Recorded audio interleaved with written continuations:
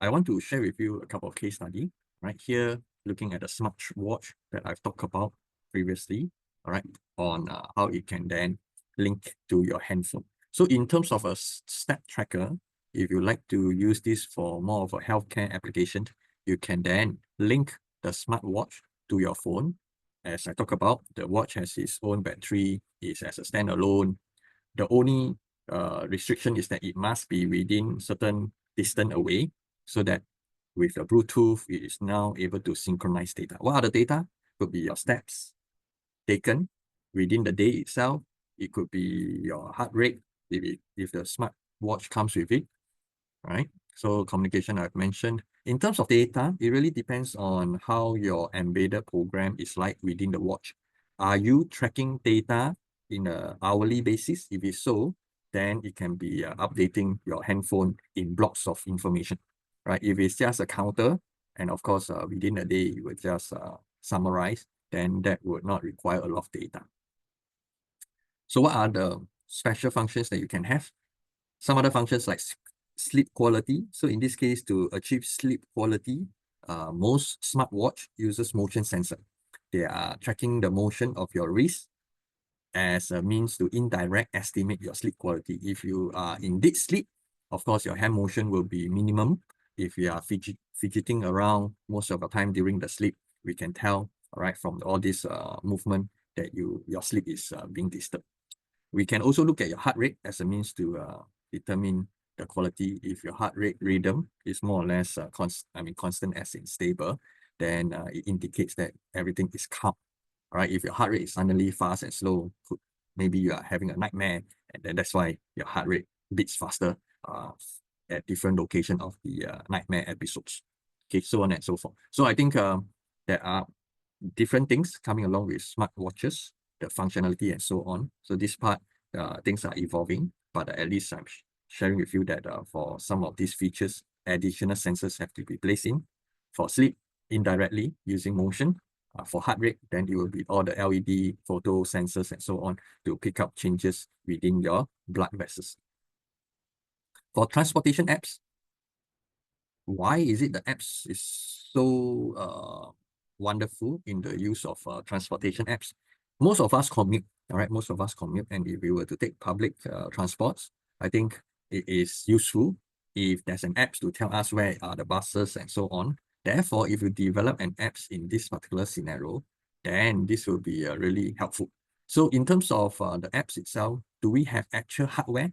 Probably not, all right? Probably just the mobile apps itself, but the buses do come with additional hardware.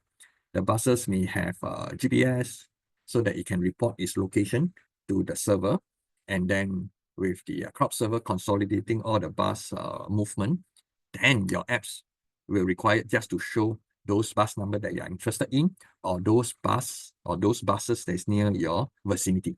As your handphone has location, we can also tell where you are and what are the likely buses number that you are hoping to hop on.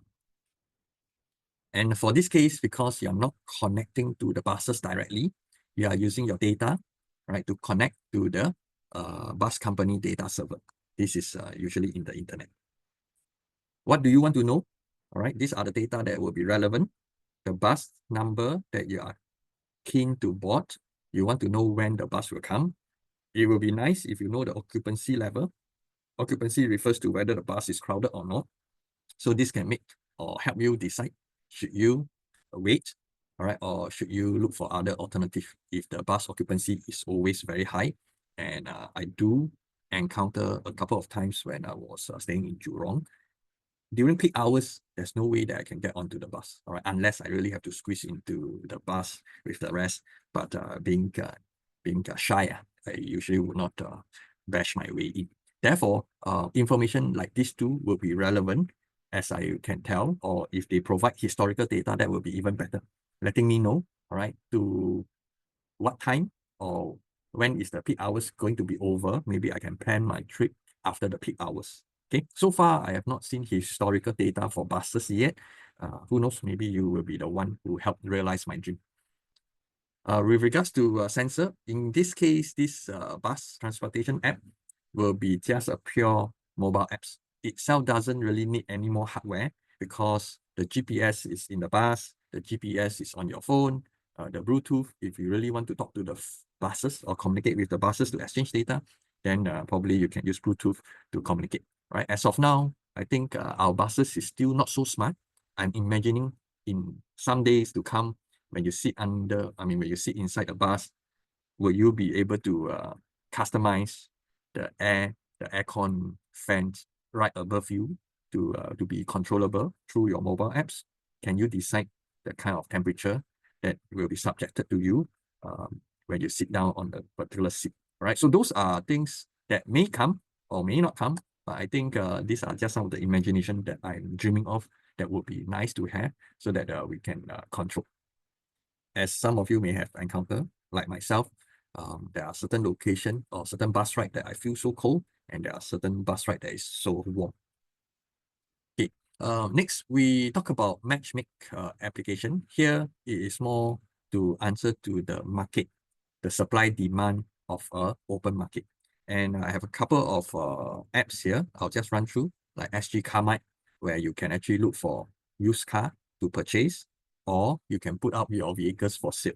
We have SG Guru or Property Guru over here, where you can actually look for properties. Who want to sell can come to this platform. Who want to buy can come to this platform also. All right, Uber is gone. We have Grab for car rides. Why do I want to share all this with you? Is that when these companies who set up the apps, they themselves may not have the car to sell. They may not have the property.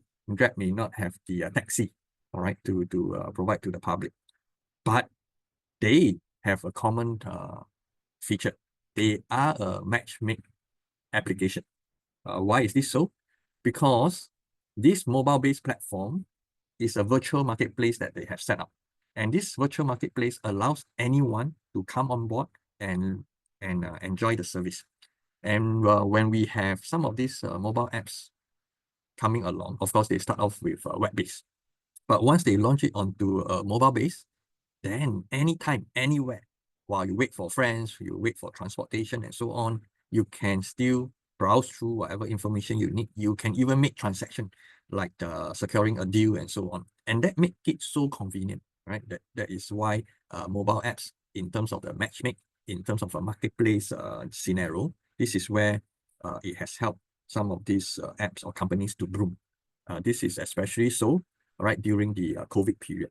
And of course, the key feature is web-based, not so convenient because you need a laptop or bigger screen or computer. But if it's app-based or mobile-based, then you just need a smartphone. All right, the communication, of course, again, tying up to the data server, getting whatever needed for you. When you want to buy a car, you get the car specs. You want to buy a house, you need the photos to let you see how the house condition is like. I think nowadays they even may have a 3D video view of the house. Any special sensor? It really depends, right? Okay, share a bike. Just now we have talked about it before. Stolen bike is one problem. The other problem is the errant parking. People or users are anyhow parking or leaving the bicycles around. And therefore, there are certain regulations coming along. And how do they do it? Instead of using GPS, they could have other localization method.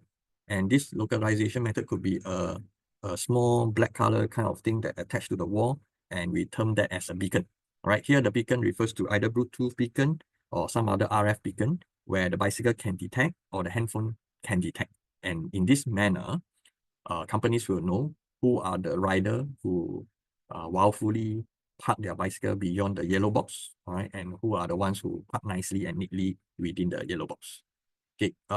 So in terms of portability, it has to be important for us to find out what are the ways or what are the options. One of the options for 4G is too expensive. A cheaper option may be to use NB-IoT transceiver. This is equivalent to the cellular module, right? NB-IoT, narrowband IoT. Here, this particular technology is actually our 2G, right? Our 2G cellular network. Some of you may have some memory of our ministry and government announcing that the 2G will be phasing out. All right, some of your maybe parents or grandparents will have to change handphone and so on. That was a transition from 2G to 3G. Okay, so that 2G technology or framework, it is still being used and is mainly used for MBIoT. And what is it tracking? It's tracking fleet management, fleet as in trucks, logistic trucks, lorries, and so on. Okay, in terms of communication, I mentioned about the Bluetooth beacon. We can make use of Bluetooth to let the bicycle know they are within certain near to certain parking areas and so on. All right, there are other modes of having to track. NFC is one of them, and NFC currently has been used for payment and only for certain bicycle company that utilize this payment mode. Okay, data with regards to share a bike. There could be data that can store within the bicycle embedded system. In case you don't know, MKR do have some memory space. Unfortunately, MKR don't have EEPROM, but you can create a virtual memory space to store data temporarily. And what happens over here is that if the embedded system is able to detect small movement and things like that, whenever a mobile apps or mobile phone comes along that's trying to unlock the bicycle, those historical data can then dump through this mobile apps back to the bicycle company. Therefore, temporarily, those data that is not able to push to the internet may have to be stored on board, right? Of course, other than using the MKR memory space, you can add SD card, but all these additional components will make the cost high. Right, so here I'm introducing something new with regards to MBIoT. For those who like to know more about this technology, how it's being used, you can Google, and you should be able to find something on this part.